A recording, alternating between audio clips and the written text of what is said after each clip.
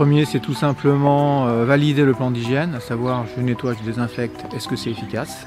Le deuxième cas de figure qu'on rencontre, c'est les gens qui modifient leur plan d'hygiène.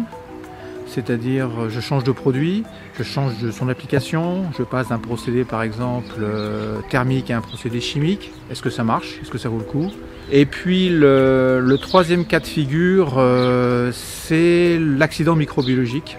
C'est-à-dire qu'on observe une dérive organoleptique en cuve ou sous vin conditionné. Et dans ce cas-là, l'audit hygiène consiste à rechercher le maillon faible.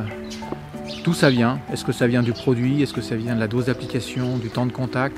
Où est-ce que ça se passe? Sur quel endroit? Une conduite, un tuyau, une cuve? C'est une démarche qui est un peu plus compliquée, mais qui permet ensuite de mieux cibler le problème et d'appliquer une action corrective. On découpe le cheminement du raisin de la réception jusqu'à la mise en bouteille par des prélèvements qu'on fait d'eau de rinçage, de manière à pouvoir identifier à chaque étape du transfert du vin et du raisin et du vin, à chaque étape, voir un peu où se trouvent les contaminations. Le résultat de cet audit, ce sont des mesures correctives qu'on apporte. Elles portent soit sur le produit, la mise en évidence de matériel et des états de surface défectueux. Il y a une action de maintenance, une rénovation du matériel qui doit être faite.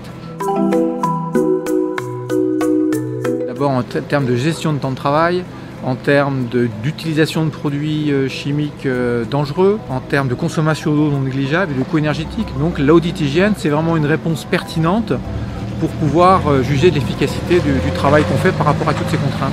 C'est quelque chose qui est souvent délaissé. On l'observe ensuite sur la conservation des vins. Le vin n'a pas de germes pathogènes, mais a une quantité de levures et de bactéries qui peuvent causer de gros dégâts et on n'a pas toujours les solutions œnologiques pour apporter un résultat efficace. Donc ça s'appelle de l'œnologie préventive, l'hygiène.